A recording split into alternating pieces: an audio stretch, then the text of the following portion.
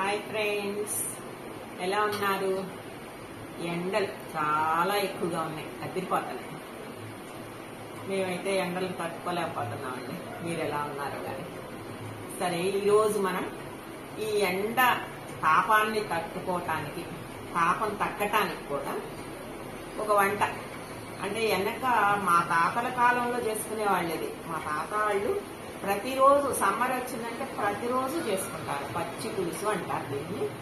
ఇది వేడిని తగ్గిస్తుంది అనమాట. అందుకని అందరూ ఎవ్రీడే ఉండేది. ఇది ఒక వంటలో ఇది ఒక భాగంగా. దీన్ని తయారు చేసుకునే విధానం: చింతపండు నిమ్మకాయ సైజు అంత, చిన్న నిమ్మకాయ సైజు అంత చింతపండు, దానికి సరిపడేంత ఉప్పు, ఉల్లిపాయలు సన్నగా కట్ చేసుకున్న ఉల్లిపాయలు, ఎండుమిరపకాయలు, బెల్లం. ఇంకా చాలా సింపుల్ గా తక్కువ ఖర్చుతో తక్కువ చల్లదనాన్ని ఇచ్చే మంచి ఆహారం. ఇలా చింతపండు రసం తీసుకుని అంత గిన్నెలో పోసుకోవాలి. ఆ తర్వాత బెల్లం కూడా బాగా కరిగి నలిపేసి చక్కగా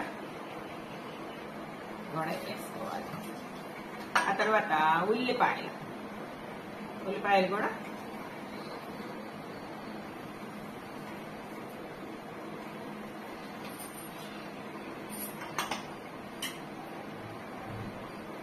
తర్వాత సరిపడినంత ఉప్పు,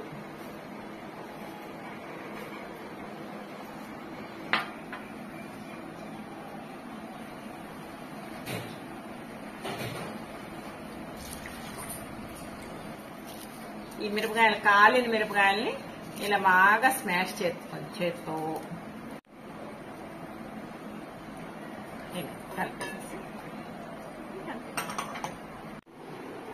ఇంతే రెడీ అయిపోయిందండి పచ్చి పులుసు. ఇది ఒంటికి చాలా చలవ చేస్తుందండి. మీరందరూ కూడా ట్రై చేయండి. సమ్మర్లో చాలా ఉపయోగిస్తుంది.